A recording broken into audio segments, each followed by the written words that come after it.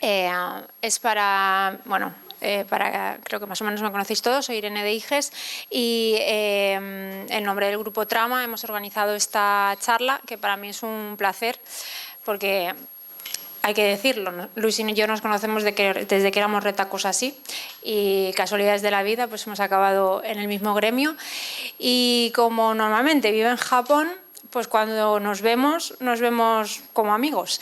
Y esta vez pues hemos dicho, anda, pues vamos a invitarlo, ¿vale? Así que para mí es un placer que estés aquí, Luis. Empezamos a estudiar juntos aquí, aunque luego te fuiste a Barcelona.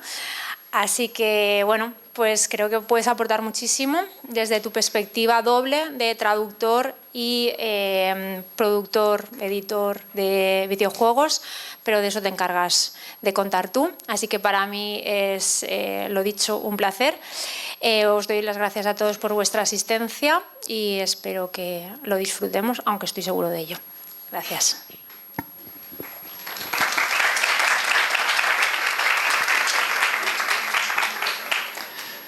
Bueno, buenas tardes a todos. Muchas gracias por asistir a esta charla coloquio en la que voy a hablar de lo que ha sido mi trayectoria profesional, tanto como desde el ámbito de la traducción como posteriormente, como había dicho Irene, de la producción de videojuegos a través de una empresa que fundé en Japón hace ya 5 años. Y bueno, lo primero de todo, también, aparte de dar las gracias a Irene por organizar esto, ¿no?, con el tiempo límite prácticamente, ¿no?, in extremis, y por también no venir todos vosotros hasta ahora después de comer con el sopor y tal, pues se agradece. Intentaré que no sea mucha chapa, ¿no?, para que la cabezadita pues no, se haga en otro momento. Y bueno, sin más dilación, os hablo un poco de mí, porque, bueno, aparte de mi nombre, ¿no?, que es súper común, me llamo Luis García, por cierto. Entonces, si hacéis búsquedas, ¿no?, acerca de mi perfil y tal, os van a salir directores de cine, entrenadores de fútbol, de todo menos yo, ¿no? Entonces digo, bueno, voy a hablar un poco de mi libro y os digo a qué me he dedicado desde que pisé estas aulas, ¿no?, hace ya la tira de años. Como podéis ver, soy un diplodocus. La UGI fue la primera universidad, ¿no?, que pisé, 2002. Yo aquí tenía ilusión, ¿no?, por iniciarme en una traducción audiovisual especializada en videojuegos, que no existía en su día, ¿vale?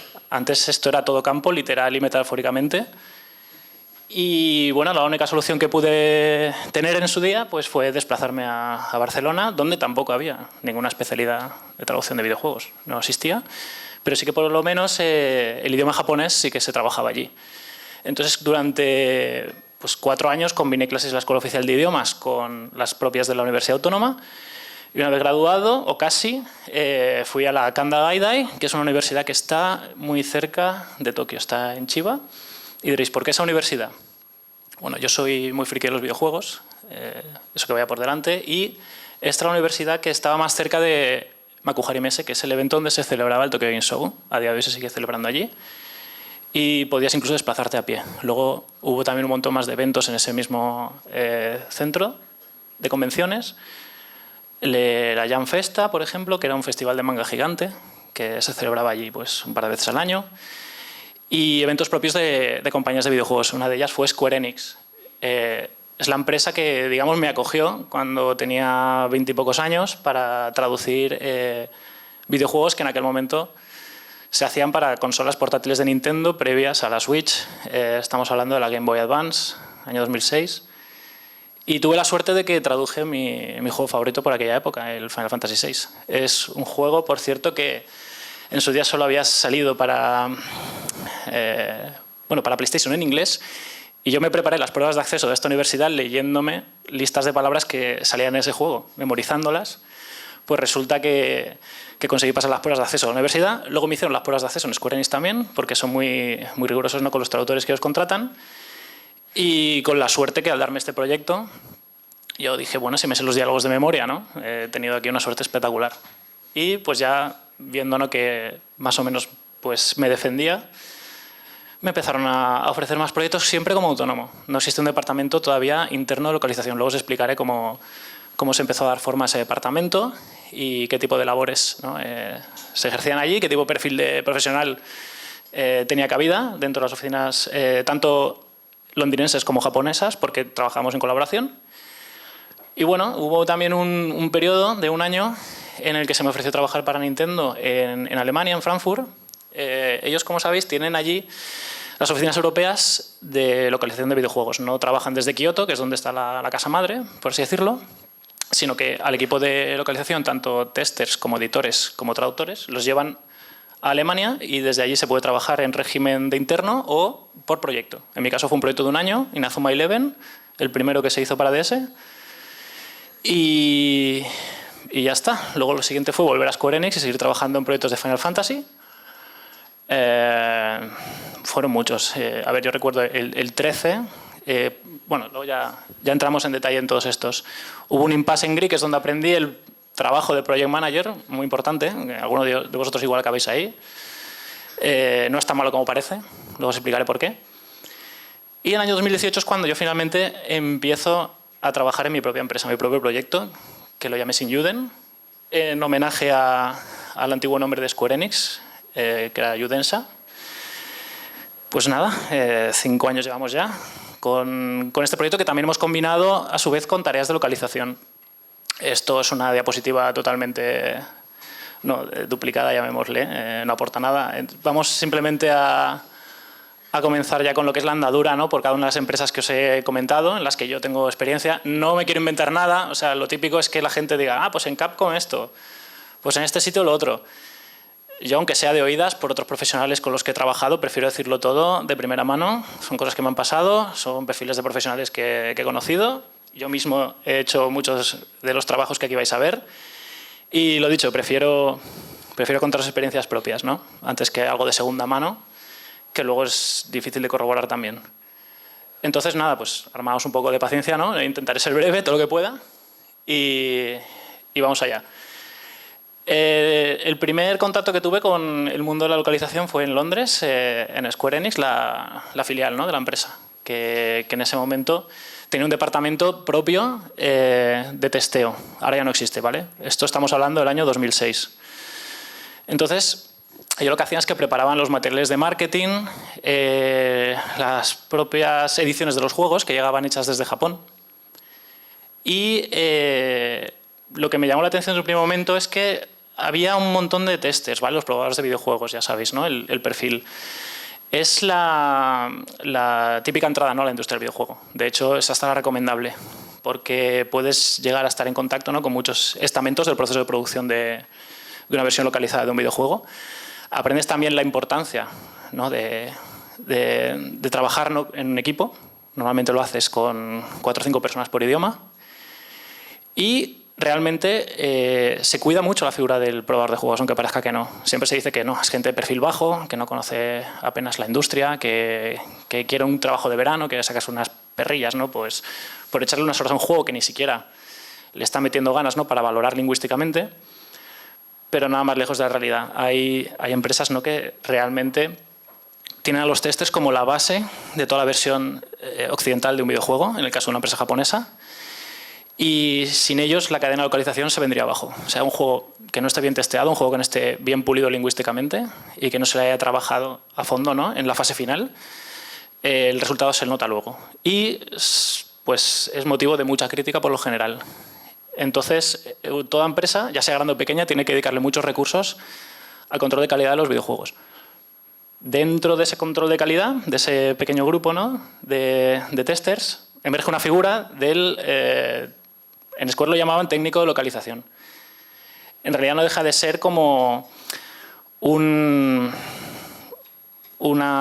digamos, un líder del grupo, del equipo, que lo que hace es filtrar los reports, los informes de los errores, de los bugs que encuentran los propios probadores de videojuegos, ¿no?, en el juego que están testeando. Mucha gente también utiliza este momento, ¿no?, cuando empieza a escribir sus informes, para ganar notoriedad dentro del equipo, para demostrar que sabe más que los demás, mostrar un nivel lingüístico quizás superior. Está muy bien eso, pero en ocasiones no. Hay mucho informe que es redundante, hay bastante informe incluso que es erróneo, ¿no? Hay gente que, queriendo pasarse de lista, pues acaba patinando. Entonces, la figura del QA Lead lo que hace es filtrar esos errores, esos informes, ¿no? Pues se queda con los mejores que luego llegan al equipo de desarrollo y se encarga de hacer cambios en el juego en relación a lo que se ha informado, ¿no? Desde el departamento de localización. Allí coincidí también, yo trabajé en realidad primero como QA Lead, me pusieron directamente a cargo de un equipo de testers simplemente porque tenía una experiencia, o sea, unos estudios relacionados con videojuegos. Sobre todo también que podía probar debido a que ya en su día también había sido periodista de videojuegos, digamos que había escrito para webs del medio. Y bueno, en realidad lo que me encontré ahí también fue mucha gente que no venía directamente, ¿no? Efectivamente, del mundo de la traducción. Entonces, tuve una relación muy cercana también con los editores de los videojuegos, ¿no? De los textos que llegaban de las traducciones que se hacían desde Japón. Nunca trabajaron directamente con traductores en Londres, no sé por qué. Supuestamente era una competencia que decían que no soltaba la casa central de Japón, de Tokio. Incluso trataban de ganar competencias con los años, pero nunca lo consiguieron. Ya os explicaré luego por qué. Pero bueno, el editor era también la figura más cercana a lo que era el paso previo, ¿no? A dejar el juego en manos de los probadores, de los testers. Tenía una responsabilidad muy grande, ¿no? Dejar el texto lo mejor pulido que pudiera. Y se decía que debía ser incluso mejor que el propio traductor.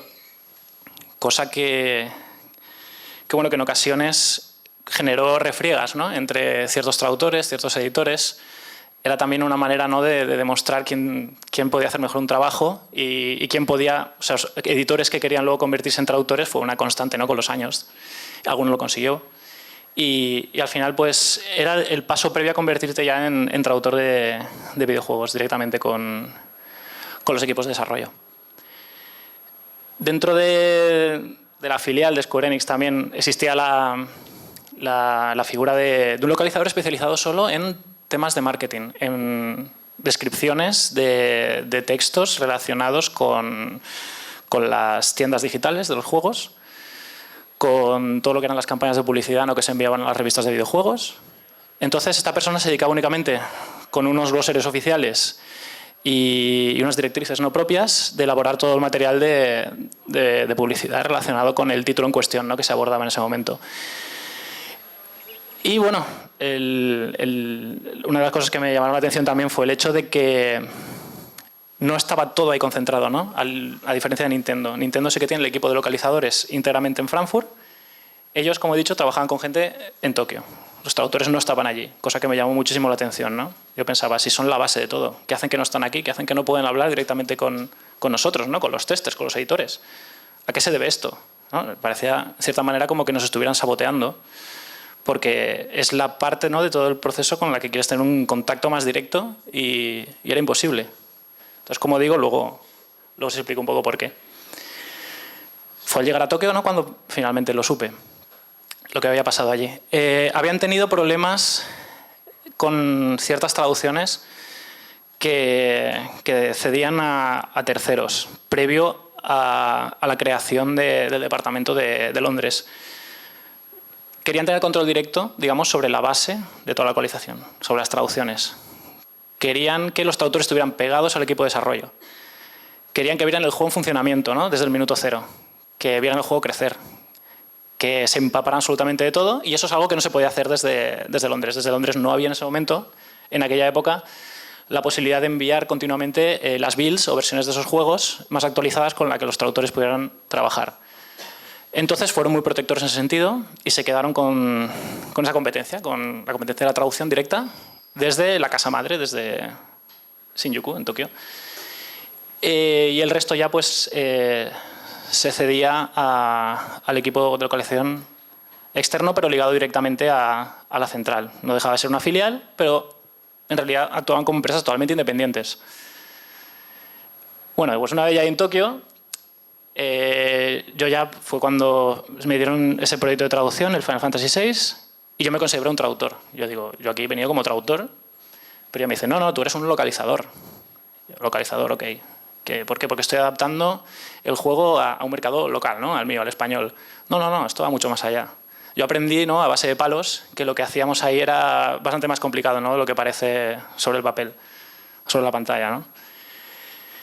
Había, pues eso, lo que ya habréis visto muchos en clase, pues un montón de macros, código raro por aquí, por allá. Tenías que saber cómo enfocar una traducción desde el punto de vista de la UI, ¿no?, de la interfaz que te presentaba el juego. Eran muy exigentes con el tema también, por ejemplo, de las abreviaturas, que se da mucho en móviles, pero en un videojuego clásico de consola querían evitarlas a toda costa. Entonces, pues poco a poco me di cuenta efectivamente que mi trabajo iba más allá de traducir el juego y ya está. Había también muchas reuniones en las cuales se tenía que incidir mucho en el estilo, ¿no?, que seguía cada personaje, en el habla, crear una biblia del juego, crear incluso una biblia de la saga. En el caso de Final Fantasy no existía nada de esto, entonces había que hacer como una especie de glosario con las constantes habituales, ¿no?, que se iban a dar luego en títulos relacionados. Pongo aquí lo de escritor porque me llamó muchísimo la atención. Resulta que los americanos, la localización al inglés ya sabéis que tiene muchísima más tradición que la traducción al castellano. Entonces era gente muy curtida que llevaba muchísimos años allí trabajando y no se consideraban ni siquiera localizadores, ellos decían que eran escritores. Se vendían a sí mismos como personas que cogían el texto fuente, que estaba en japonés, y decían, lo tengo que cambiar completamente para que mi audiencia americana lo conciba como algo que se haya podido crear localmente, ¿no?, en mi país. Entonces, tú te encontrabas a veces líneas de diálogo en la que no tenía mucho que ver una frase original con la traducción, pero sí que veías que la forma, ¿no?, era idéntica, ¿no? El contenido del mensaje era absolutamente igual. Entonces, en base a eso, reescribían juegos, se empezó a hablar de transcreación, se empezó a seguir una corriente que algunos adaptaron, otros no. Yo intentaba estar un poco en medio, ¿no?, y decir, bueno, cuando realmente se puede jugar más con el lenguaje lo voy a hacer, pero sin olvidarme de que esto, bueno, hay un guionista, ¿no?, detrás, hay una persona en carne y hueso, ¿no?, que se ha dedicado a pensar mucho esas frases y merece cierto respeto. Entonces intentaba ser un poco justo con todos. Y trabajando allí, en equipos de pequeñas personas, cada idioma tenía 2 traductores, 3 máximo, dependiendo del proyecto, nos dimos cuenta de que había también un baile de correos espectacular con directrices, ¿no?, que llegaban del equipo de desarrollo, de los propios coordinadores de proyecto, que son los que se encargaban, ¿no?, de unificar criterios y hablar con todos los equipos, con todos los idiomas involucrados. Entonces, bueno, de estos project managers, que existían varios, porque ya os digo, las tareas administrativas de un proyecto de esta envergadura son gigantescas, siempre había uno que era el que era como el manager de los managers, ¿no? Y a esto le llamaban allí director de localización, que en los proyectos actuales también pues, se da mucho, ¿no? Cuando tienes que coordinar a, no sé, 15 traductores por idioma, necesitas asistentes en tu equipo. Y a su vez también pues, hay otros asistentes, hay otros managers que son parte del equipo de desarrollo con los que tienes que estar hablando continuamente, ¿no?, pues para ver qué tipo de archivos te dan, dónde va cada cosa, cuándo vienen las siguientes entregas de texto, porque no está el juego acabado. Ya sabéis, cuando empezamos a trabajar con uno de ellos, antiguamente sí, pero esto ya no se da y es un caos. Y luego ya lloraré acerca de ello. Pero bueno, también había gente que te hacía la vida más sencilla, ¿no? Programadores que tenían internos que llegaban al departamento de localización buscando crear herramientas que facilitaran la vida de los traductores. Entonces teníamos pues, nuestro glosario propio, una base de datos gigantesca, ¿no?, donde tú introducías a lo mejor un término y te salía pues, el equivalente en todos los idiomas. Un término ya, como digo, recurrente. E incluso, bueno, no llegamos a tener... Esto ya llegó después, pero en su día lo único que había eran bases de datos de traducciones, de frases, por ejemplo, que ya existían de proyectos previos, y unas herramientas también que permitían tener el audio del juego junto con la traducción, pues por si, aunque estos juegos la mayoría de veces no llegan doblados, pues podrías escuchar el diálogo original tanto en inglés como en japonés y ver si esto pues, te daba algún tipo de pista para hacer una mejor localización. Al final no dejaban de ser, digamos, unas interfaces que simplemente almacenaban todas las líneas de diálogo del juego y de los menús. Pues cuando pasé a Nintendo, al poco no, a los 3 años o así, me di cuenta que muchas cosas eran comunes, pero era todo lo bestia, ¿no? Porque en Nintendo, en Alemania, sí que realmente trabajan con toda la estructura de localización. Están los traductores, los editores, los testers, está todo el mundo allí. La comunicación es súper fluida. El hecho de estar en un ambiente europeo también facilita mucho el entendimiento. Problema, no estaba el equipo de desarrollo, con lo cual no podías tener este tipo de consultas, ¿no? con los creadores del juego, ¿no? Cuando tenías algún tipo de duda acerca de un objeto, no sé, un personaje, algo que fuera ambiguo y que necesitabas realmente pues, un material que no estaba disponible. Muchas veces era mucho más rápido, a lo mejor, hablar con el desarrollador de turno y que te comentara de qué iba la cosa. Allí, claro, los equipos de traducción, de traductores también eran tan grandes, estamos hablando de a lo mejor 10 personas por título, son juegos no los típicos de Mario o de Zelda, ¿no? Que son un poco más contenidos, por así decirlo, pero llegaron a sacar juegos de rol que necesitaban de eso, de un equipo muy grande de traductores, y siempre había un traductor jefe allí que era una especie de project manager al final, era el que se dedicaba de marcar un poco las pautas de traducción, creaba un calendario de entregas, se aseguraba de que cada uno hacía lo suyo cuando tocaba y sobre todo que no se pelearan los traductores, ¿no? Es habitual cuando trabajas con gente, pues hay luchas de egos, ¿no? Y este tío ha traducido aquí esta basura y este otro, ¿de dónde ha salido, no? ¿De quién ha sido idea, ¿no? De que se una el equipo? El traductor jefe los cogía y se los llevaba al rincón de pensar y allí pues una pequeña charla para que luego volviese la armonía del grupo, porque parece mentira, pero claro, cuando hay muchísima gente trabajando en un proyecto es inevitable que, sobre todo en largo plazo, cuando llevas meses, pues no surjan, o sea, tienen que surgir fricciones al final o ¿no? distintos puntos de vista acerca de una manera de traducir. Entonces ellos lo saben, ¿no? A la hora de gestionar equipos saben que siempre es importante que una persona se dedique a generar, pues eso, un buen ambiente, porque si no, ¿qué pasa, no? Si a mitad de un proyecto se te van 2 y la entrega final es en nada, ¿no? En un mes. ¿Cómo sales del paso? Pues ese tipo de cosas también las tiene que pensar un traductor jefe, por ejemplo. El tema del testeo, allí los llamaban revisores, es curioso. Y entonces tenían el revisor, que es el que hacía el testeo en pantalla, y el marcador era el que lo hacía en papel. ¿Por qué? Porque se dice que si tú ves una cosa en papel, te fijas más, por lo que sea. Es más fácil a lo mejor captar errores con los folios del texto del videojuego impreso que no mirando directamente la pantalla, además que el ojo se cansa más, ¿no? Como es obvio. Entonces, dependiendo de si era revisor o tester de pantalla o de físico, se le llamaba de una manera o de otra. Y esto último que he puesto, bueno, no es lo último, pero la figura del el reescritor o el adaptador, esto se daba en momentos en los que la producción era tan bestia, tenían que sacar tanto contenido, que le decían directamente al traductor de japonés, directamente, lo primero que se te venga a la mente, tradúcelo. Es lo más cercano a la traducción automática que existía en ese momento, ¿vale? Gente que no se dedicaba a pensar, ¿no? En la adaptación, en la localización, simplemente es todo lo que te venga aquí directamente a la cabeza, ponlo sobre la pantalla, que luego ya llegará alguien que lo escribirá como toca, que ya le dará una forma, ¿no? Lo editará como Dios manda. Y entonces, pues, a estas personas les llamaban los reescritores. Tú veías el texto recién producido de un traductor al que le daban esa orden y era, vamos, o sea, ininteligible. O sea, a lo mejor no tenía ni sujeto ni predicado aquello. Y frases en las que a lo mejor, bueno, faltas de ortografía, todos los que queráis, obviamente. Porque la directriz era acabar cuanto antes, ¿no? No había literalmente tiempo. Entonces, una persona prácticamente al instante de que el traductor o traductora dejara sus textos así, se dedicaba a reescribirlos y a ponerlos, pues, como todo el mundo se esperaría encontrarlos en un primer momento. Y ahora sí, ¿no? Lo último de lo que tuve constancia estando en Nintendo, que es una figura súper importante también dentro de los equipos de localización, es el que se encarga de la certificación de los videojuegos. Sigue un proceso determinado, o sea, igual os suena a muchos de vosotros, el denominado LOGCHEC, es ese tipo de glosarios, ¿no? Técnicos en los que se especifica la terminología oficial de cada plataforma en la que va a salir el videojuego. En el caso este en concreto es la de Nintendo, entonces a día de hoy, si estamos hablando de la Nintendo Switch, pues ¿cómo le llamas a los mandos? Pues se llaman Joy-Con, ¿no?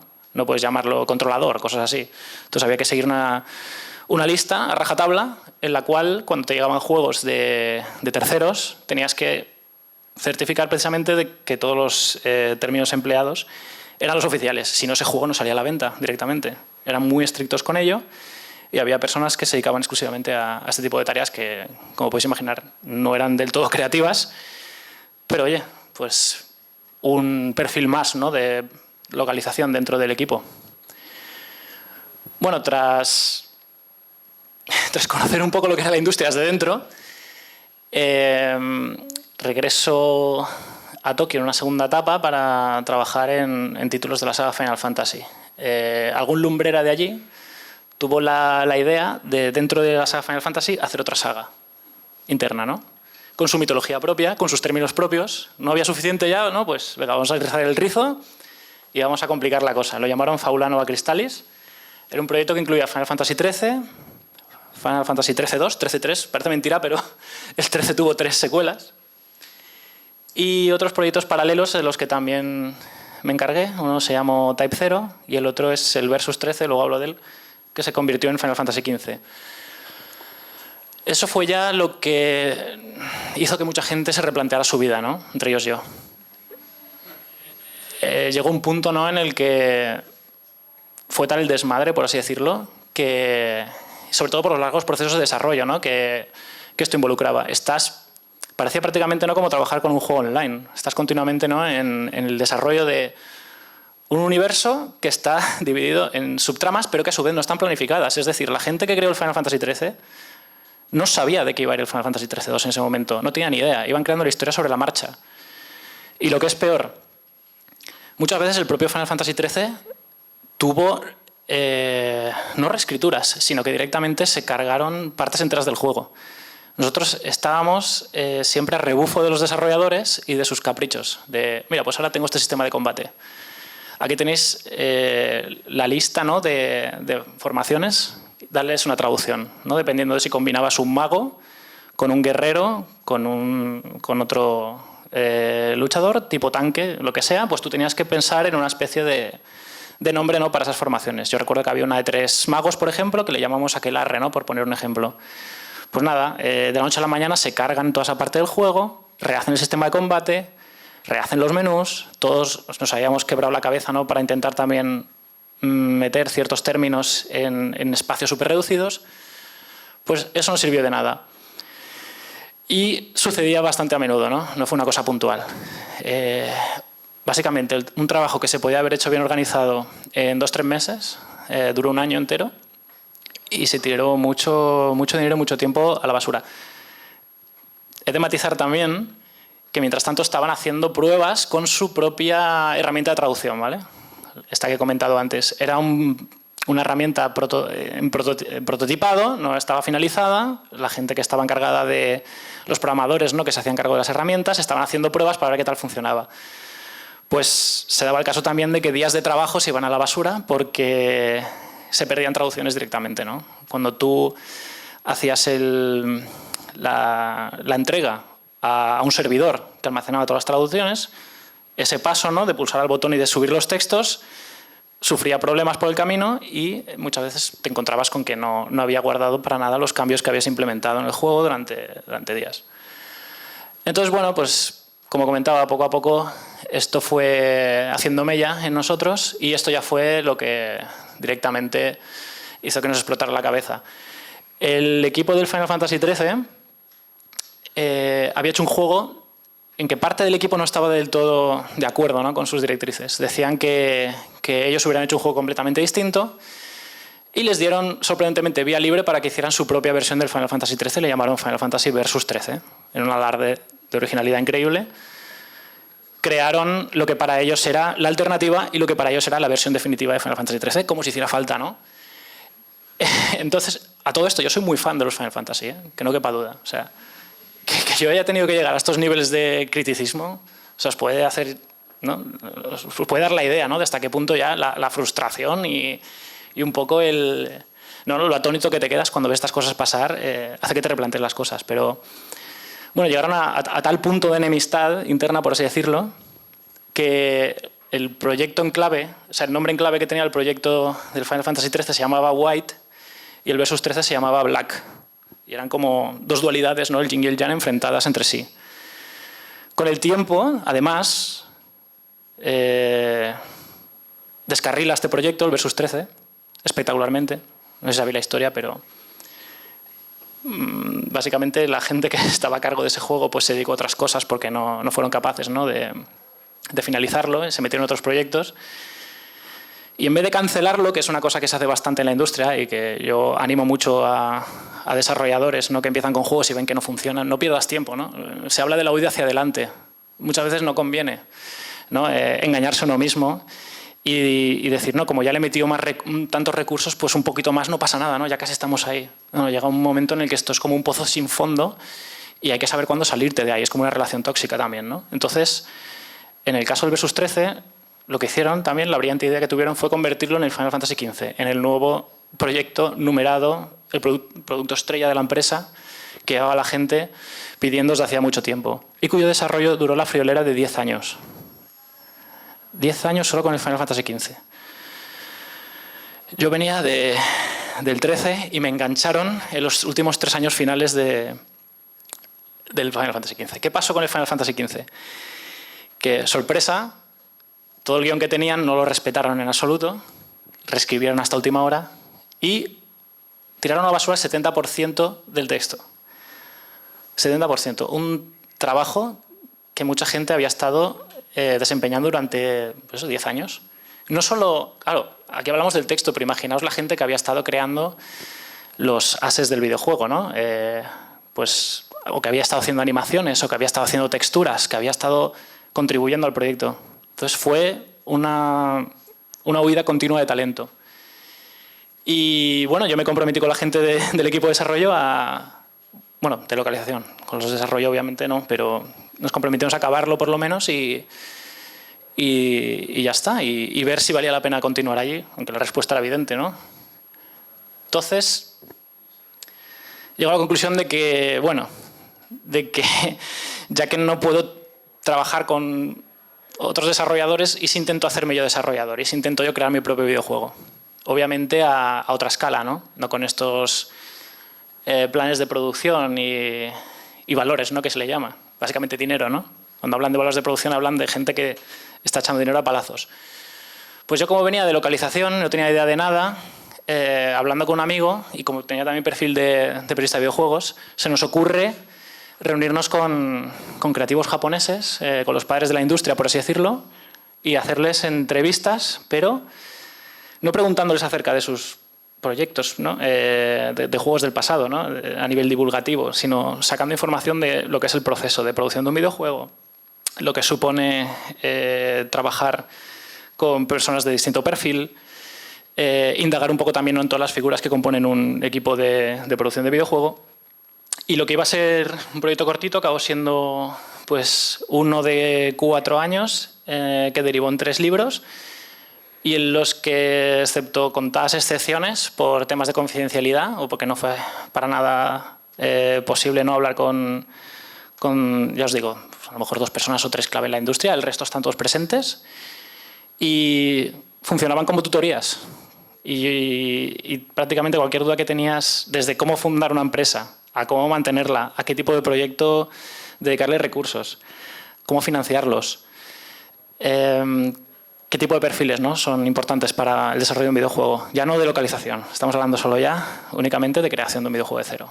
Pues esta gente dedicó mucho tiempo y energías a reunirse con nosotros y a explicarlo todo de pe a pa. O sea, se lo agradezco muchísimo porque fueron 3 años muy intensos y dije, esto no se puede perder. Entonces se recopiló en libros. Libros que tenían que haber sido más divulgativos, tenían que haberse distribuido en universidades, pero por lo que sea, pues la editorial de turno esta no hizo su trabajo de marketing y ahora son como unos grimorios ocultos extraños que hay por ahí, a pesar de que son recientes. Como podéis ver, el último se publicó en 2021. Y bueno, fijaos si me enseñaron bien que en 5 años aún no me he ido a pique. Lo lógico es que una empresa, ¿no?, cuando la crees, pues al poco tiempo, ¿no?, de andar, se tambalee, caiga, vaya a la quiebra. Pero me dieron unas bases muy buenas para mantenerme en el tiempo. Era una empresa que tenía que aguantar, ¿no? La típica empresa que creas para venderla enseguida. Y fruto de también esas charlas, teníamos un proyecto muy ambicioso, era un RPG, obviamente, Y le metimos tijera por todos lados porque nos dimos cuenta que lo más importante era sacarlo al mercado, que era producirlo, que era que llegara, ¿no? Al final a la meta. Muchos juegos se quedan por el camino. Y sí que es cierto que lo más valiente igual hubiera sido cancelarlo, pero este proyecto, digamos que estaba prácticamente acabado, ¿no? Cuando iniciamos las charlas con los desarrolladores, con los creativos japoneses, y nos dieron únicamente las claves para darle una vuelta de tuerca y dejarlo mejor. Entonces, una vez concluimos este juego, pudimos publicarlo en todas las plataformas, también buscando, ¿no? Pues obviamente colaboradores externos que tenían pues los kits de desarrollo para sacarlo en PlayStation, en Nintendo Switch, porque este era un juego original de PC. Pongo que este juego parte de un guión finalizado porque yo incidí mucho al principio del juego en que no íbamos a hacer cambios en la narrativa. O sea, estaba curado de espanto ya, ¿no? Os podéis imaginar, ¿eh? Estaba quemadísimo y dije, quien escriba el guión de este juego, que lo acabamos haciendo entre dos, que se asegure de que todo es producible, de que todo es breve y de que luego no va a tener ideas, ¿no?, geniales para cambiar la historia en el último momento. Entonces, digamos que el origen, el germen de este juego era producir un título que respetara un guión ya hecho y con vistas a eso, a que se acabara, que no se quedara el proyecto en un limbo, ¿no?, de que nunca saliera. Y por suerte se consiguió. Pero, ¿qué pasó aquí?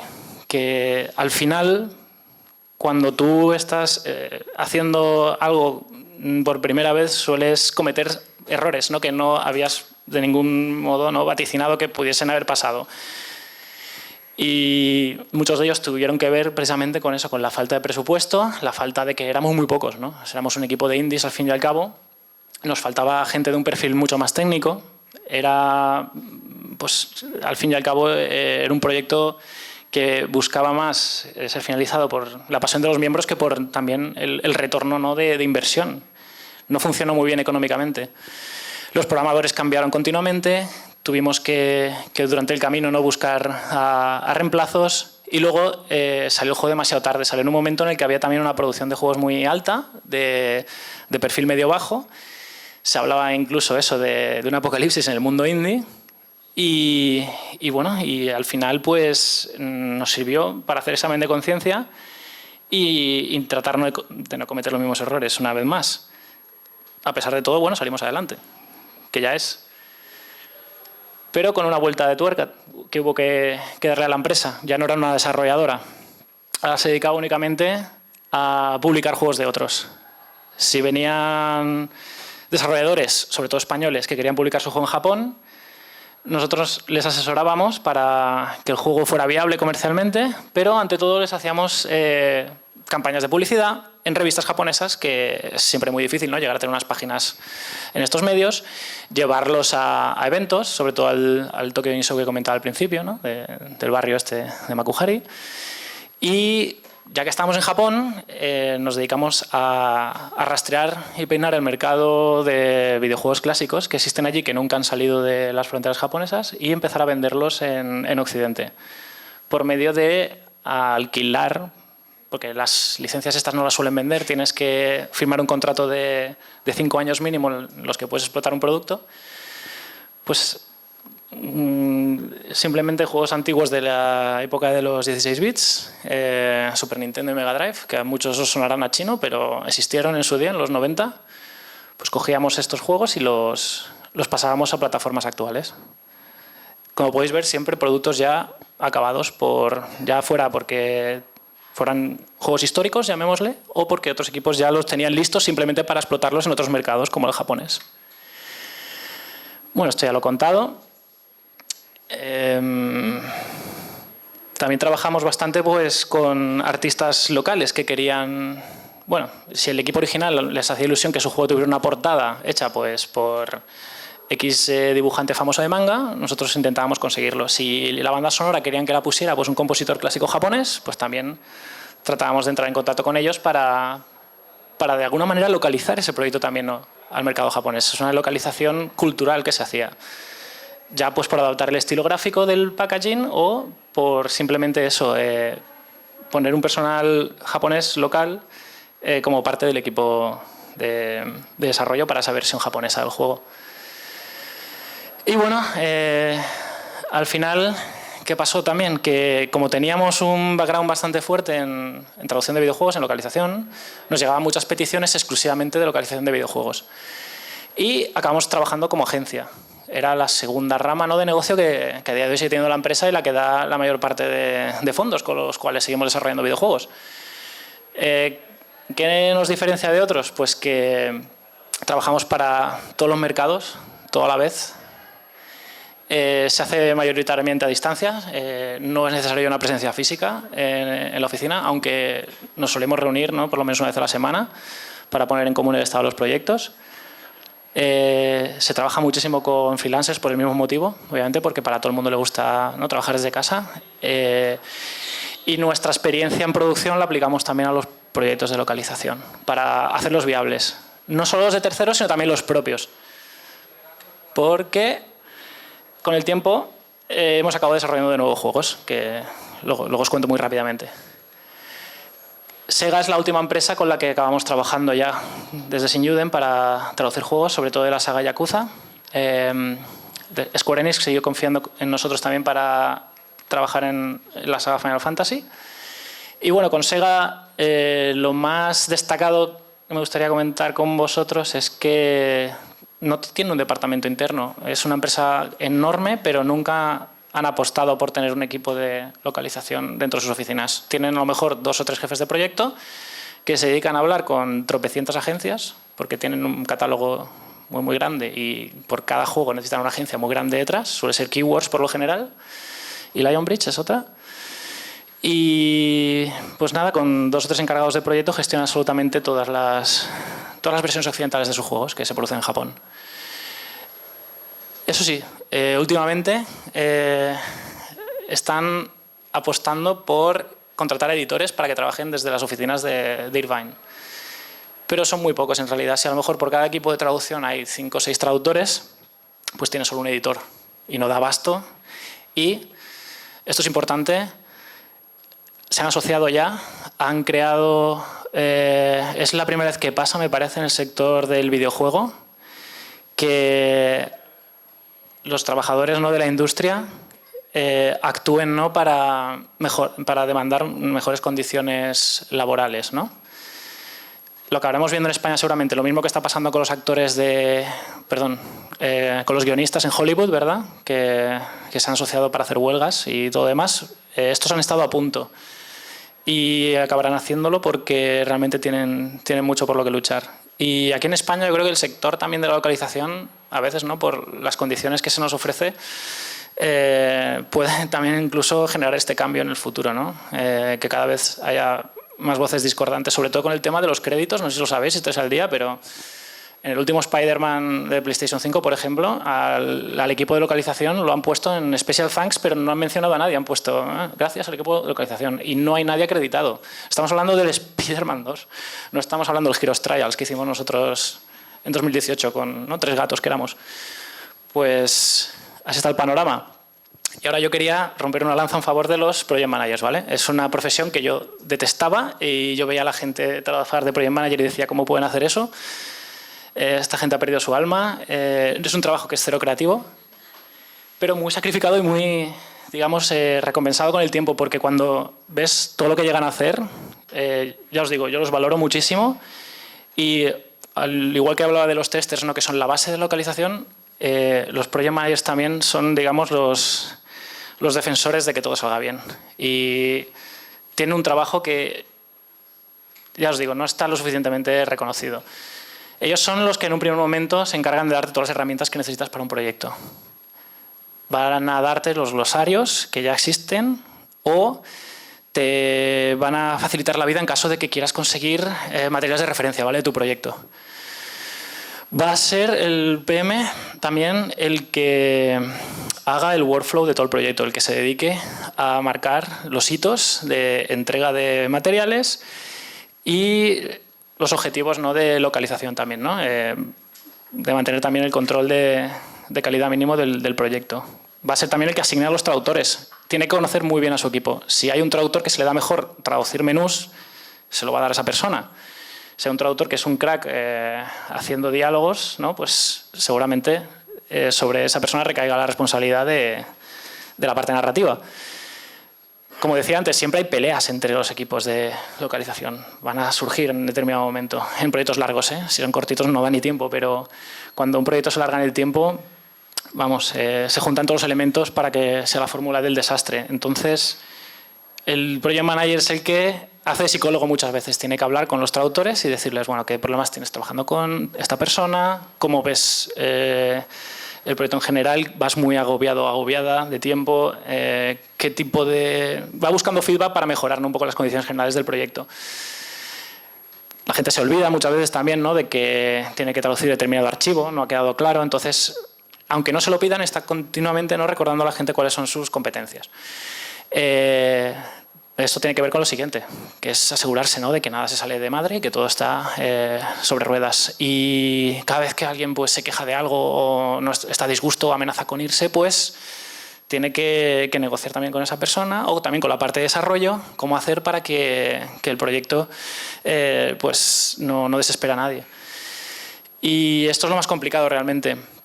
A un project manager se le suele dar un presupuesto cerrado para que trabajen en la versión localizada. ¿Qué pasa? Que cuando no sabes ni cuánto texto va a tener el juego al final, cuando no sabes ni cuántas personas te van a hacer falta, tienes que tener un plan B, un plan C, un plan D. Tienes que ser como Laporta con las palancas, ¿no?, por utilizar un símil futbolístico. Tienes que en tu mente tener 1000 cajones para saber qué pasaría en el caso X, ¿no? Y bueno, y esto es base. Como decía, hay muchos problemas entre traductores. El project manager tiene que ser la persona que absorba todo y parezca que no haya pasado nada. Tiene que hacer ver que todo sigue su curso y no ser un componente más del caos, ¿no?, y del descontrol. Entonces, ha de ser una persona pues, que sepa mantener muchísimo la calma y, sobre todo, esto pasa en agencias. Si las agencias están continuamente... Perdón, si el cliente le está a la agencia pidiendo imposibles, diciéndole necesito 5 archivos para ayer y lo necesito también a este precio ridículo, pues el project manager es quien tiene que negociar por todos nosotros, ¿no?, por los localizadores. Es el que va a hacer, es nuestra cara y es la persona que a lo mejor sin tú verlo ha escrito tropecientos emails hasta que a ti te llegas en cargo. Entonces no es que quiera defender que las tarifas bajas hay que aceptarlas sí o sí porque hay un project manager detrás, no, que ha perdido su tiempo y esfuerzo en que nos llega a nosotros un encargo. No, tampoco hay que llegar a ese punto, pero sí que hay que saber valorarlo en su justa medida para saber que muchas veces, pues sí, no nos va a llegar el importe real, ¿no?, del encargo de traducción, no nos va a llegar ese 100%. ¿Por qué? Porque hay detrás, es un project manager, hay detrás también una agencia a lo mejor que tiene que pagar impuestos, pero sabiendo también todo eso y los porcentajes que se descuentan de aquí y de allá, que lo que a ti te llegue finalmente una vez trabajes como traductor y localizador, pues que sea justo, que tampoco nos tomen por lelos y sepamos, ¿no?, de lo que realmente nos merecemos. Y como comentaba, ya voy cerrando, esto ya se acaba. Decidimos, ¿no?, con toda la experiencia de nuevo de localización, volver a trabajar en juegos propios.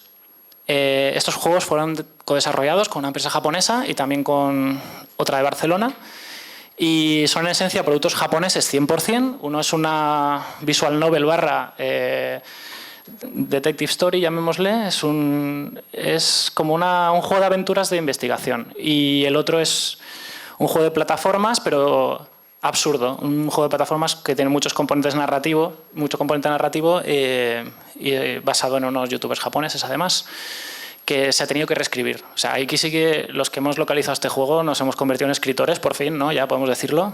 Hemos crecido profesionalmente y hemos conseguido, ¿no?, darle al juego un toque puramente español en este caso. Y ahora vamos a hablar únicamente de temas que hemos tenido en cuenta desde el punto de vista de la adaptación, ¿no?, de contenidos. El juego original, lo veis a la derecha, la parte de los menús es bastante más restringida que la occidental. Aquí los programadores han hecho briguerías para conseguir más espacio, que aquí no está aprovechado del todo, pero sí que se cuenta con mucho espacio para no utilizar abreviaturas en ningún momento. El tema de las líneas también se ha mejorado, porque originalmente el japonés permitía como hasta 3 líneas y en la versión occidental podemos poner hasta 4. se ha conseguido ganar espacio también a la ventana. Esto es lo que comentaba antes, efectivamente. Aquí se ve claro, ¿no? Lo que pasa es que no he conseguido, o sea, no he puesto la misma diapositiva al lado, porque curiosamente en este ejemplo nunca el texto sobrepasaba las 3 líneas, siempre coincidía. Pero que si hubiésemos querido escribir más, si hubiésemos querido crear más texto, nos hubiera cabido igualmente. Originalmente este juego consideraba todas las líneas de texto como una única sola, no había un corte claro aquí. Este es el documento de Google Docs que nosotros utilizábamos, donde nosotros pusimos el texto medianamente ordenado, pero para que no se quedara el texto español cortado, por ejemplo, pues en la C, ¿no? Y que yo se fuera abajo, o esto estuviera totalmente desalineado, consiguió la programadora del videojuego que automáticamente una única línea distribuyera el texto coherentemente en pantalla. Obviamente, ¿no? Texto gráfico, o sea, adaptación gráfica tuvo que haber. En japonés también el juego tenía otro nombre completamente distinto. Se llama La Perla Negra Falsa y, bueno, el caso de Iseshima. El caso misterioso de Iseshima, algo así. Tuvimos que pensar, pues eso, en qué título podía ser más atractivo y, sobre todo, qué título daba a entender, ¿no?, de que iba el juego en Occidente. Este es el juego de los youtubers que os comentaba. También cambiamos el logo. Llamamos Retro Revengers y en japonés no tenía absolutamente nada que ver. Era como la gran aventura de este grupo de streamers que se llama Ioto Natachi. Aquí lo pone. Bueno, este grupo, pues nada. Nos creamos un lore propio para el juego, además, con un montón de coñas propias que no tenían nada que ver con el original. Hicimos un manual de instrucciones también que ya se ha perdido, ¿no?, completamente. Antiguamente era muy habitual que te compras un juego y viniera dentro. Entonces, este lo ha recuperado en cierta manera de forma digital. Es uno de los añadidos que tiene el proyecto. Cuanto más antiguo era el juego, más ridículo era, además, porque te hablaba de usted, ¿no? Los primeros localizadores de videojuegos no se dirigían no te hablaban de tú, te hablaban de usted. Y las frases eran como súper literales del inglés. Eran traducciones tan ridículas que a veces pues parecían cómicas y todo. Y hemos incluso respetado ese tipo de... Es como un guiño, porque como podéis ver el juego también pues trata de ser un homenaje a títulos súper antiguos, ¿no? Este es otro ejemplo de cómo lo hicimos. Obviamente el tema de marketing, ¿no? Tienes que localizar todas las imágenes del videojuego. Hay de 1000 tamaños, de 1000 tipos, de 1000 distribuciones, según la plataforma en la que saques el videojuego. Esta, por ejemplo, es una de las muchas que estaban en Steam, porque el juego se lanzó en PC también. Le añadimos, ya que era un juego clásico, la programadora le añadió filtros CRT que simulaban televisiones antiguas, perdón. Entonces había hasta 3 tipos distintos de efecto de rayos catódicos. Esto ya es bueno pasarse 3 pueblos, pero hay gente que lo aprecia. Lo mismo hicimos con este juego. Le pusimos un nuevo filtro CRT y cambiamos resoluciones, ¿no?, según el tipo de dispositivo en el que se ejecutara. Como comentaba, no lo reescribimos completamente y añadimos un montón de chistes. Pero hay partes del pixel art que, para mantener, ¿no?, digamos, el sabor del juego original, pues deberían quedarse en japonés. El juego está... No, obviamente. Este es el juego de detectives. Si está ubicada la acción en Japón, pues no tiene mucho sentido, ¿no?, que de repente si ahí pone, me lo voy a inventar, si pone tienda de tofu, ¿no?, que lo pongas en caracteres occidentales. Te saca un poco, ¿no?, del ambiente. Y por fin, ya hemos acabado. Muchas gracias por vuestra paciencia, por aguantar el rollo. Si tenéis alguna pregunta, la que sea, disparad. ¿Sí? Dime. No, estaba estudiado. Yo quería traducir Final Fantasy. Era mi objetivo. Sí, sí. Lo conseguí. No me puedo... Bueno, al final ya lo dicen los chinos. Dicen, cuidado con tus sueños que pueden hacerse realidad. O sea, cuidado con lo que deseáis porque no suele ser exactamente como te lo imaginas, pero valió la pena. Valió la pena y esto al final, mira, me ha traído aquí para que pueda hablaros de mis experiencias, ¿no?, con estos equipos. Y la saga es muy grande, ¿no?, y tiene capítulos espectaculares. Sí.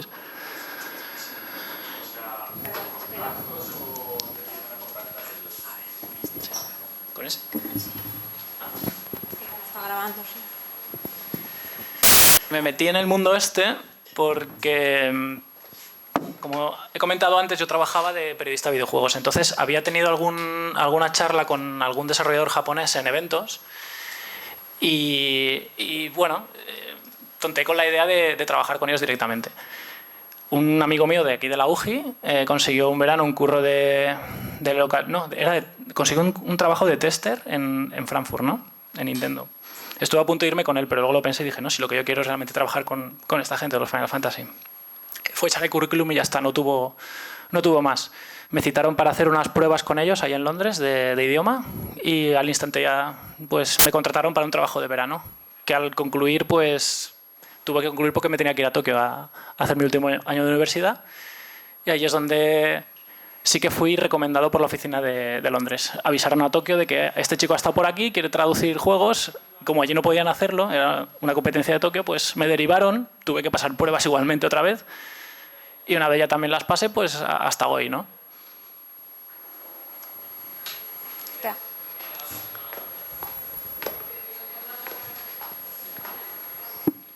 ¿En Shinyuden aceptáis a gente de prácticas? Sí, sí. De hecho... Estamos en conversaciones para ver si se pueden oficializar, pero todavía no sé si... Está muy verde, está muy verde. Tenemos ya gente en prácticas de otros países. Vienen muchos holandeses, no me preguntes por qué, pero sí, cada año vienen por lo menos 2 personas. Suelen ser de perfil de desarrollo, pero sí que es cierto que también trabajan mucho, ya lo habéis visto, con localización. Entonces, claro, es bastante raro, ¿no?, que no tengamos gente de España y hablando con Irene, pues vamos a ver si surge algo, ¿no?, en el corto plazo.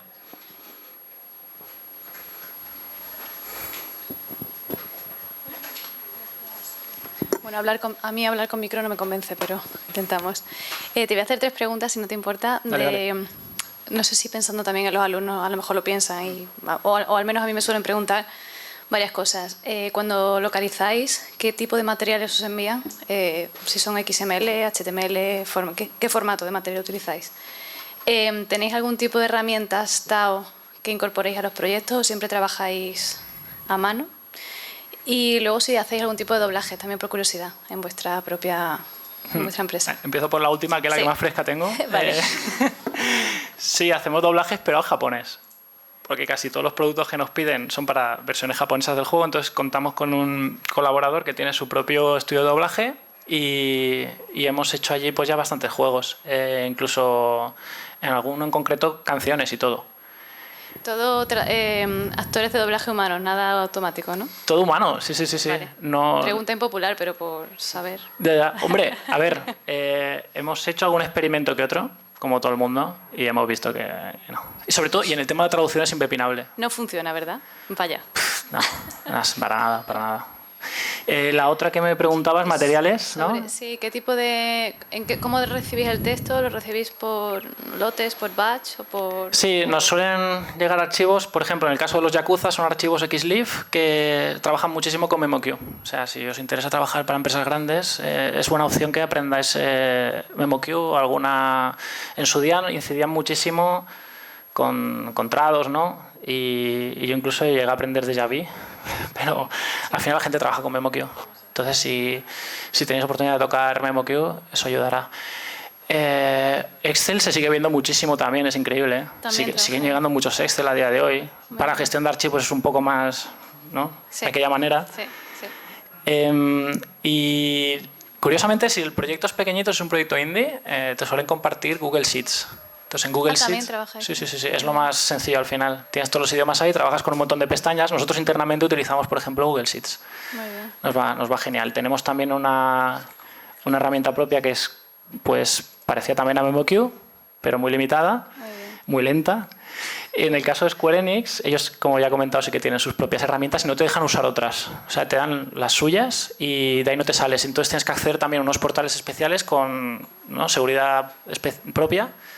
Y trabajar, no hay un formato archivo especial. A lo mejor sí que los puedes convertir a archivos de texto, TXT convencionales, pero las entregas se hacen, ¿no?, a través de la herramienta suya propia. Vale, me confirmas entonces lo que suelo contar en clase, así que te lo agradezco. Gracias.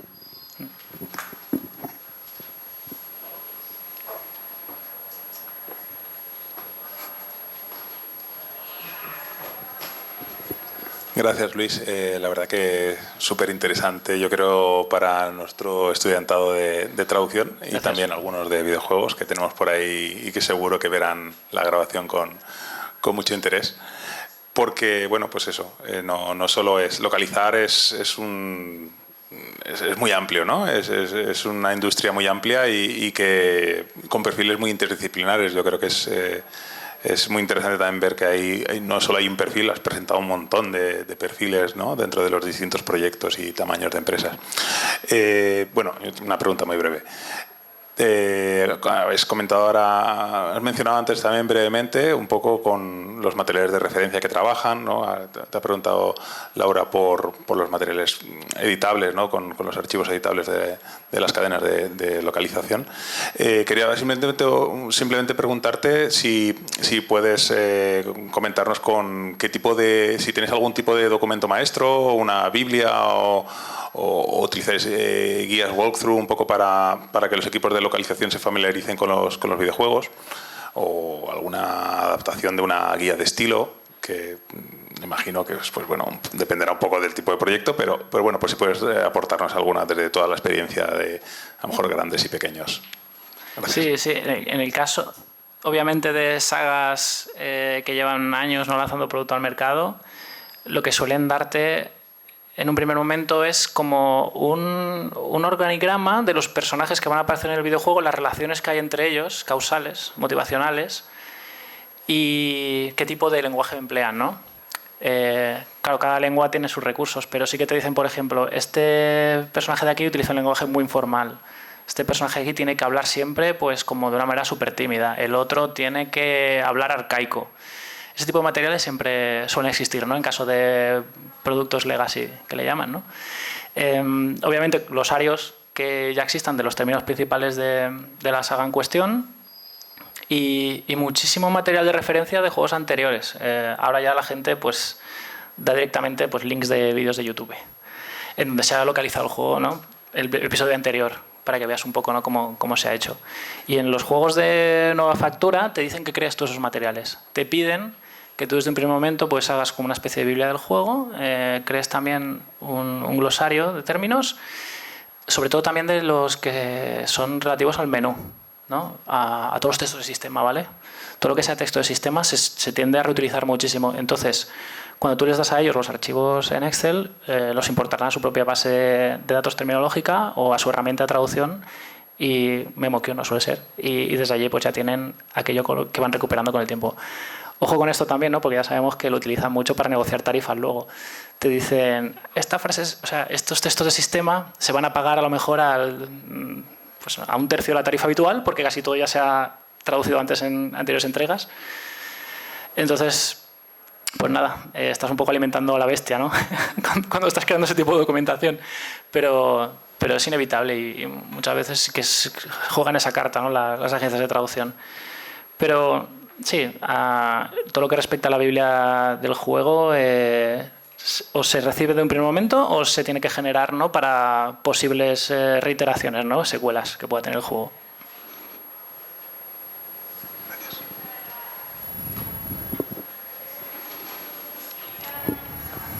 Yo quiero preguntar por las tarifas. ¿Cuánto puede cobrar un localizador de videojuegos? Muy bien. ¿Como freelance, quieres decir? Sí. Vale. Porque me interesa. A mí me gustaría ser localizador de videojuegos japoneses. Y por tu cuenta, ¿no? ¿Te gustaría entrar en ninguna agencia? Vale, muy bien. Pues, ¿de qué idioma? Del inglés, ¿no? ¿Entiendo? Del japonés me gustaría. Ah, del japonés. Sí. Ostras. Pues, spoiler, está bien pagado. Se suele pagar el doble que las tarifas de inglés o el triple, dependiendo del cliente. Digamos que también depende de la experiencia, ¿vale? Imaginaos que es vuestro primer proyecto traduciendo al japonés. Normalmente, si del inglés pueden ofrecer, voy a inventarme los 6-7 céntimos por palabra, tú puedes pedir 14, no pasa nada. Luego ya habrá que negociarlo. Pero tú estás en tu derecho de, al ser un idioma minoritario, pedirlo. Luego ya te dirán el PM de turno, es que no tenemos un presupuesto adecuado a esto, eres demasiado nuevo, intenta no bajar nunca de los 12 céntimos, 13, y en cuanto tengas 3 o 4 años de experiencia no bajes de los 15, y con el tiempo, si puedes, es muy difícil que lo paguen, pero puedes pedir 20 céntimos por carácter japonés. ¿Qué pasa? Cuando estás pidiendo eso, Square Enix lo hace, por ejemplo. Te dicen, vamos a hablar ya de tarifas mensuales. En vez de darte precio por palabra o por carácter, vamos a hablar de un sueldo mensual. Sale más a cuenta. Eso es, magia que se sacaron los project managers de Square Enix. Ahí ya te la estás jugando, ¿no? Porque puedes pensar, si es un proyecto como el Final Fantasy XV, que a lo mejor hay meses en los que no hay casi trabajo, estás cobrando gratis. Pero luego te puede llegar un golpe de trabajo espectacular que trabajas como 2 meses, ¿no?, del tirón. Suele salir bien, ¿eh? Suele salir bien negociar la tarifa mensual. Pero hay un componente aleatorio ahí importante. Y cuando empezaste a traducir del japonés, ¿qué nivel tenías? Vale, yo tenía un nivel, yo consideraba que era suficiente para traducir, pero le tenía demasiado respeto al juego original. Entonces, yo mismo insistía en que me dieran el inglés para contrastarlo. Entonces, me apoyaba muchísimo el inglés. Me costó a lo mejor un par de años ya estar suelto y incluso ahí, fíjate, me negaba a mirar el inglés directamente. Digo, no quiero, no que me condicione mis traducciones.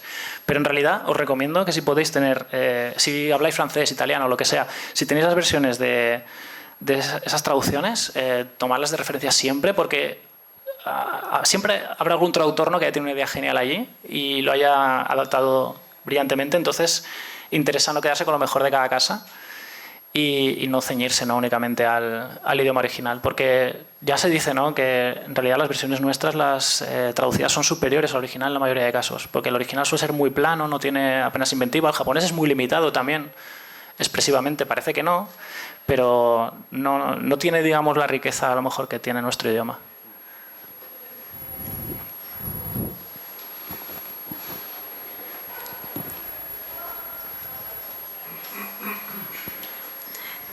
Sé que esta clase de preguntas ya se han dejado un poco atrás, pero es que se me ha quedado el run run en la cabeza porque has mencionado que medio te metiste porque eras como periodista de videojuegos. Pero es que yo al mismo tiempo me he preguntado, y es que ¿cómo siquiera entras a ser periodista de videojuegos? Un poco como que viene antes el huevo o la gallina, en plan, ¿cómo entras? Sí.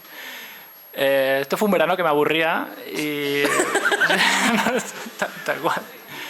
Necesitaba algo de dinerillo, ¿no? Y yo jugaba muchísimo a videojuegos, muchísimo. Entonces veía críticas en las webs de videojuegos que decía, qué mal escrito, ¿eh? Ojo que a lo mejor lo que decían era cierto. El mensaje, ¿no?, la crítica al videojuego era súper certera, pero el nivel de escritura bajísimo. Y como nosotros venimos, ¿no?, de machacar mucho el idioma por medio de clases, ¿no?, y de las traducciones propias que hacemos, dije, pero aunque yo no entienda tantísimo de videojuegos, a ver si por lo menos puedo crear piezas que sean legibles. Y me cogieron por eso, no porque supiera de videojuegos, sino porque realmente me leía las frases 2 veces. Una vez, ¿no?, acababa el escrito. Y poco a poco, pues bueno, le fui dando más y más, y entonces me sirvió también para precisamente que me pagaran desplazamientos a eventos, y ahí fue también cuando empecé a hacer las primeras entrevistas con desarrolladores japoneses que venían. Yo chapurreaba un poco de japonés y entonces ya me entró el gusanillo para luego, al cabo de muchos años, hacer el proyecto este de los libros de Sensei. Entiendo. Y una cosa, eso de que, o sea, tú es como que, ¿qué hacías exactamente para poder como entrar en poder ser periodista? Tipo, ¿echabas currículum? Sí, no, enviar emails a saco. ¿Enviar emails? Sí. Si os gusta algún medio en concreto, sí, enviar el email. O sea, está a día de hoy además súper fácil, porque en su día no pasaba, pero ahora cuando entras en una web de videojuegos, aparte del email general de contacto, ¿no?, tienes el del propio periodista. El propio periodista a lo mejor te enlaza a sus redes sociales. Pues, o sea, a mí me ha llegado, por ejemplo, mucho email a mí directo en plan, oye, quiero trabajar en esta revista que sé que tú trabajaste. Y digo, claro. Y entonces le paso el contacto de la persona en cuestión. Entonces, bueno, a día de hoy funciona así. Simplemente hablar con la persona de turno. A lo mejor puede ser un medio en general que tú digas, voy a hablar directamente con el director o quien sea, porque las direcciones son públicas, o con un periodista en concreto que te puede canalizar a otras, ¿no?, personas. Vale, gracias. Nada. Yo tengo 2 preguntas. Una es que si ya sabías japonés antes de entrar en la Universidad de Barcelona, creo que has dicho que era. Sabía, pero poquito, aprendí no había casi recursos en internet en ese momento, entonces existía un libro que se llamaba Japonés en viñetas, que han hecho 100.000 reediciones ya, y en el año 2001 creo que era lo único que te podías encontrar. Y unos glosarios también de kanjis. Como no había absolutamente nada, me tenía que aprender los kanjis a palo seco sin saber ni formar frases con ellos. Pero digamos que sabía japonés de supervivencia, para tener conversaciones, ¿no?, básicas, basiquísimas. Y la otra es que cuando tienes que crear tú la Biblia esa que has dicho de los juegos, si por ejemplo un término se ha traducido de 3 formas distintas, por ejemplo, ¿qué criterio usas tú para decantarte por el tuyo, para unificar o lo que sea? Vale, esa es muy buena pregunta porque hay que llegar a un consenso con otros traductores. Se ven todas las posibilidades que hay y lo que siempre funciona, por descarte, suele ser el término más actual. Si el juego inmediatamente anterior se ha traducido de esa manera, es la que al final suele ir a misa. Pero si es una traducción desafortunada o que no acaba de respetar las previas, se busca, ¿no?, recuperar pues, la que mejor pegue, ¿no?, con el criterio de todos. Pero sí, suele ser por antigüedad, ¿no? La más reciente es la que se respeta. Y si luego ha pasado, ¿no? En Pokémon tenían el ataque contador, que era counter-attack. Eso por legado tuvieron que mantenerlo durante muchos años, hasta que llegó uno que dijo, ¿qué estamos haciendo aquí, no? O sea, vamos a ver. Esto hay que cambiarlo ya. Y se regenera todo. Cuando he hablado de la fábula Nova Crystallis, a nosotros nos vino bien en realidad porque era como un reboot de la franquicia y no teníamos por qué respetar nombres de hechizos, nombres de objetos, ¿no? Teníamos libertad, ya que la propia saga se estaba reinventando. Dijimos, pues no tiene sentido, ¿no?, ser arcaicos con la traducción, ni conservadores aquí. Vamos a soltarnos también. Y bueno, ayudó mucho, obviamente. Nos ahorramos mucho trabajo de documentación.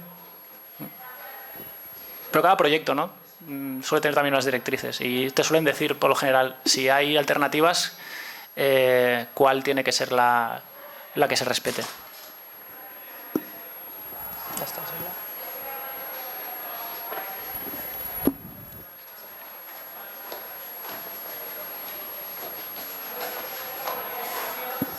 ¿Cómo manejas el estrés?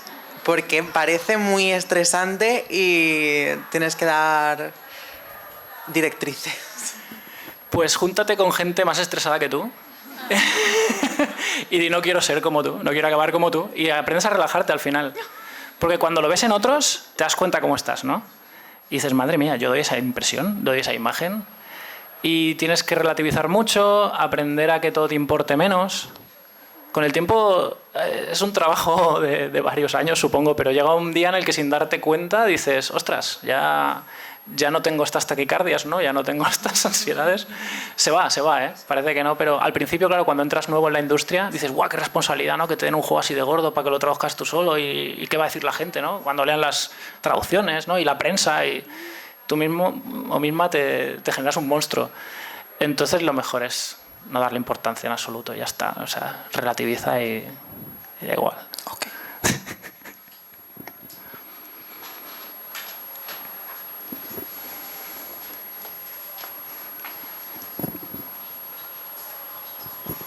Bueno, lo primero, yo no sé de traducción, yo soy de videojuegos, entonces mi pregunta es más, a la hora de trabajar con gente de videojuegos, ¿qué es lo que buscas o lo que aprecias en tu equipo para que la coordinación de traducción con programación, arte o lo que sea fluida y os podáis entender? Porque entiendo que no es lo mismo un programador que no tenga ni idea de traducción a uno que sí. Entonces, ¿cómo se puede facilitar la vida a los traductores y a los localizadores en ese sentido?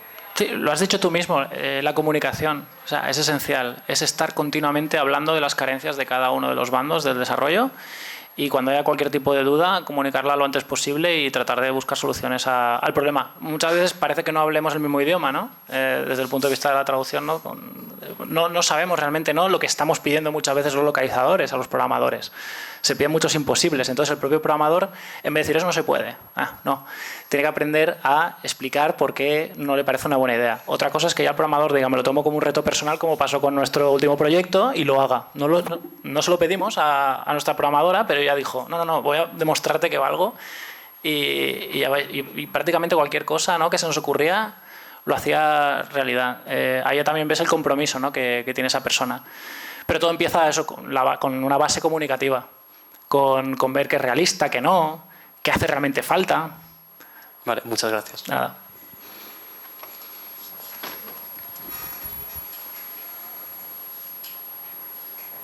Sí.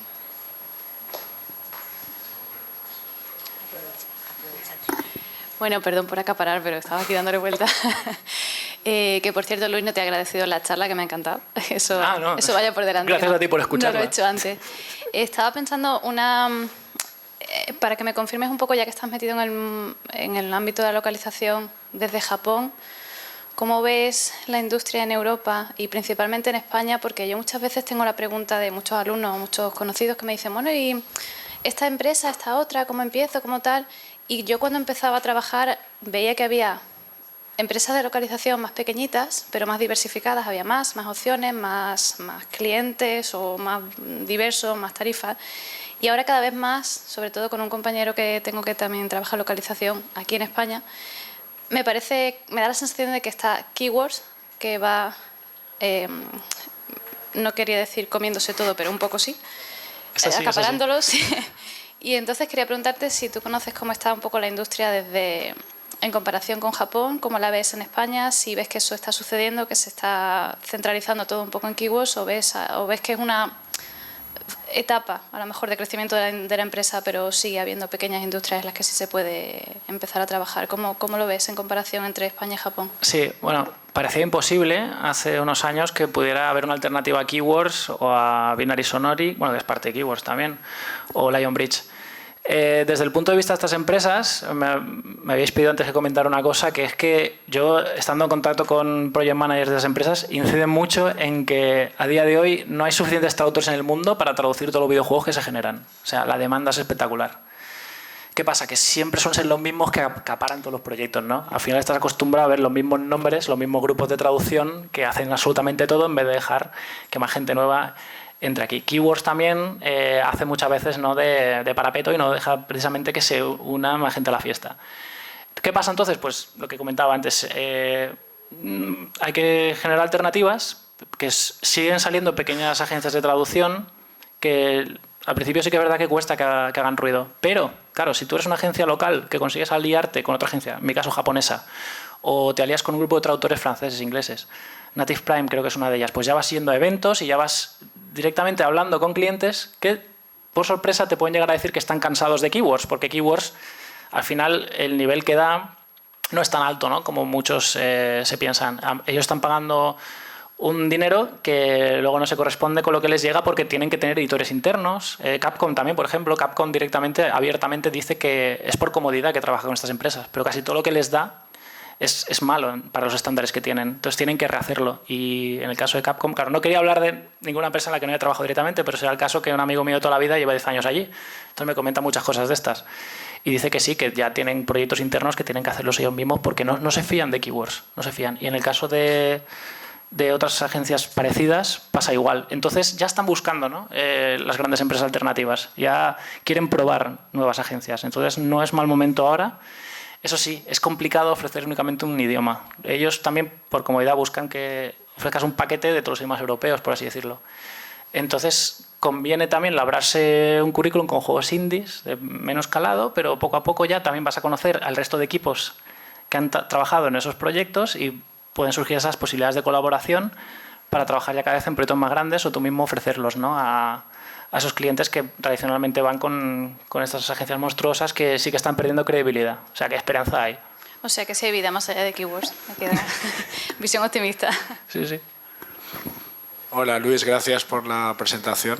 A ti. En la línea con lo que decía Laura, quería preguntar un poco, has mencionado que también hacéis un poco de marketing para empresas españolas en el mercado japonés y quería preguntar sobre si existe algo así como un concepto que se llama localización inversa. Quiero decir, hacerlo a una lengua. Vosotros, por ejemplo, si hacéis marketing, hacéis localización, al japonés supongo que contratáis traductores nativos o sí, hay localizadores que hacen inversa también. En mi caso, fíjate, yo para ahorrar costes empecé a hacerlo yo, empecé a traducir materiales de la empresa al japonés y dije, yo mismo lo leí y decía, esto no cuela, ¿sabes? Esto no... Ellos lo van a ver y se van a quejar. También tú puedes estar leyendo un texto en castellano perfecto y a la mínima, ¿no?, que aparezca una palabra que no te suene bien en contexto, dices, esto falla, este no es nativo. Pues en japonés lo ven todavía más rápido. Así que nada, mi pequeño experimento duró muy poco, las traducciones inversas se descartaron y tenemos que contratar ya personal, efectivamente, que sea nativo. Porque es que no perdonan, ¿eh? Es que lo digo a veces, por ejemplo, en subtitulación, que los subtítulos son más bien, digamos, con un objetivo comunicativo, ¿no? Para que se entienda de qué están hablando, para seguir la trama. Pero imagino que toda la documentación que se genera alrededor de un videojuego es algo más que comunicativo, ¿no? Tiene que ser todo detallado y perfecto. Sí, a ver, en el caso de documentos de apoyo a un desarrollo, efectivamente, dependiendo de la importancia de lo que estés describiendo, tienes que tener un dominio mayor del lenguaje para comunicarlo bien. Pero en ocasiones se tira también por cosas más prácticas, dependiendo, ¿no?, del tipo de material que se esté generando. Si son descripciones, a lo mejor una especie de storyboard o algo así, ¿no? Descripciones que a veces incluso son abstractas. No hace falta tampoco tener un nivel tan alto del idioma en el que estás trabajando, y sí que puedes hacerlo a la inversa. Pero temas, no, traducciones de marketing sobre todo y de manuales y tal, sobre todo en lo que pueda confundir al usuario, ¿no? Si cualquier palabra puede llevar a un tipo de, ¿no?, malinterpretación, pues intentamos evitarlo. Hay gente que se lo toma demasiado en serio, ¿no? Hasta el punto de que gente que ha traducido manuales tradicionalmente te dice, es que si estás a lo mejor traduciendo equipo médico, no puedes equivocarte en una coma porque puede generar, ¿no?, problemas de salud al paciente. Entonces hay gente también que se lo toma así con el videojuego, con texto del sistema. Vale, y otra más rápida. ¿La traducción automática está implantada en el mundo de la localización? De videojuegos, ¿no? Sí. Sí, por desgracia está implantada y se utiliza mucho editor para naturalizarla. Pero más que la automática, lo que es un riesgo es lo que comentábamos antes, los trucos de agencia que pagan lo mínimo siempre y cuando haya cierta paridad con las traducciones previas. O sea, aunque no tenga absolutamente nada que ver una frase con la otra. Solo que conceda un término, aunque sea en otro orden, ya te dice, no, aquí hay que bajar un poco el pago porque es un match, aunque sea pequeño. Sí, bueno, posedición, ¿no? Como si fuera tarifas de posedición. Tal cual. Y eso es también un poco lo que yo creo que tenemos que aliarnos todos, ¿no?, para luchar contra ese tipo de prácticas, porque están condenando a la industria. Vale, gracias. Nada.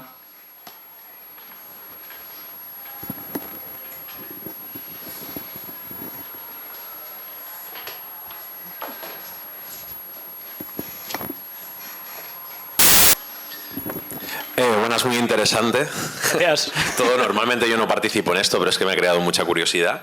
El nombre de la compañía. Si he buscado la traducción y me sale llamada muerta o llamada perdida o brillante. Y claro, estáis hablando del tema de traducción y eso me ha creado mucha curiosidad. Y después otro tema, yo que vengo del sonido, que es el tema de la banda sonora. Si trabajáis con una empresa externa, japonesa, ya no solo el tema de la música del juego, sino el tema de todos los efectos de audio que se crean dentro de los videojuegos. Si es algo externo, bueno, ¿cómo lo trabajáis? Sí, el tema de la música, por lo general, suelen ser empresas de audio ya consolidadas, tanto japonesas como españolas, que ofrecen sus servicios, e incluye también paquete de efectos sonoros, ¿no?, de cualquier tipo. En ocasiones también hasta ofrecen el doblaje. Son técnicos de sonido, ¿no?, que tienen sus propias instalaciones, pero lo que sí que ahora en España, por ejemplo, hay empresas que incluso te hacen versiones orquestadas, ¿no?, de un tema básico que tú puedes tener, ¿no?, que puedes dar como una idea de concepto para algo. Te lo dan una calidad altísima. Entonces, sí, para las bandas sonoras o hacemos colaboraciones con un compositor en concreto que ya tiene sus programas, ¿no?, de generación de pistas, o si se trata de un proyecto más ambicioso, pues sí que se puede hablar con otras empresas que generan una banda sonora de más calidad.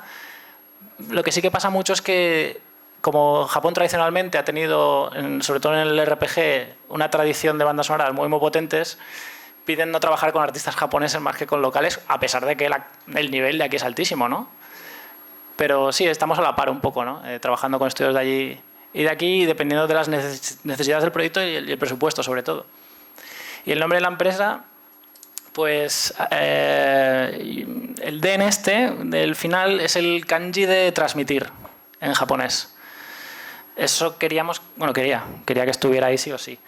Y shinju es una palabra que puede significar dos cosas: o amigos pero amigos de mejores amigos, ¿no? De que hay una relación así muy, muy próxima, o juegos nuevos. El yu es un kanji que significa juegos, sin es nuevo, y como decía también, pues Shinju es una palabra que significa amigo íntimo, mejor amigo, y al final somos una empresa que, aunque empezamos siendo pues a lo mejor 2 o 3 amigos, ¿no? Teníamos un proyecto en común, con el tiempo casi toda la gente que se une a nosotros pues acabamos teniendo esa relación de confianza. Nos tratamos así como colegas, ¿no? Intentamos no estar encorsetados porque, como yo decía antes, cuando tienes tensiones dentro del equipo, cuando hay mucho estrés, las cosas no salen adelante. Entonces intentamos llevarlo de una manera muy relajada, como lo harías con amigos, ¿no?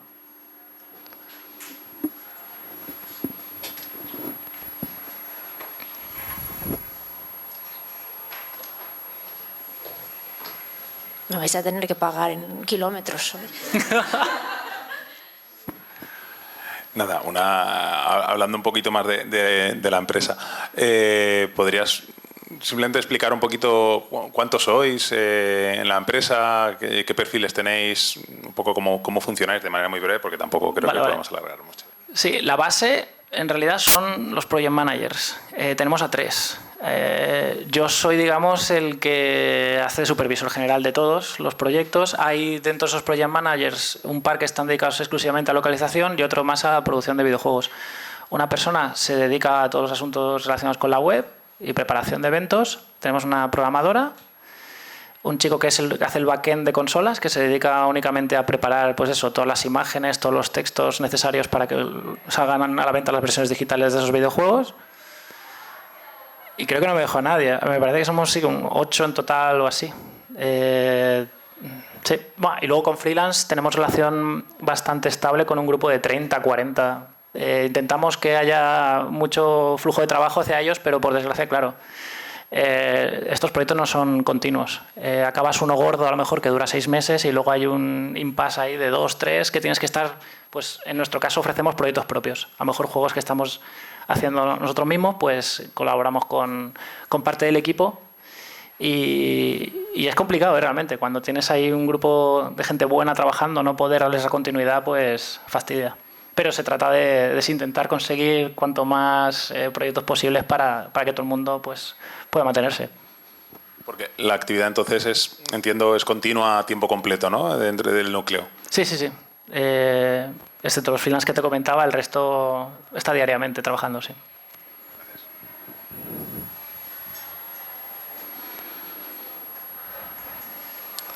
Bueno, pues si no hay ninguna pregunta más, yo quiero agradecer a Luis. Creo que ha sido una buena idea loca y que Laura lo puede confirmar, que fue Laura, que mi amigo Luis está aquí hasta el día 31, tenemos que aprovechar.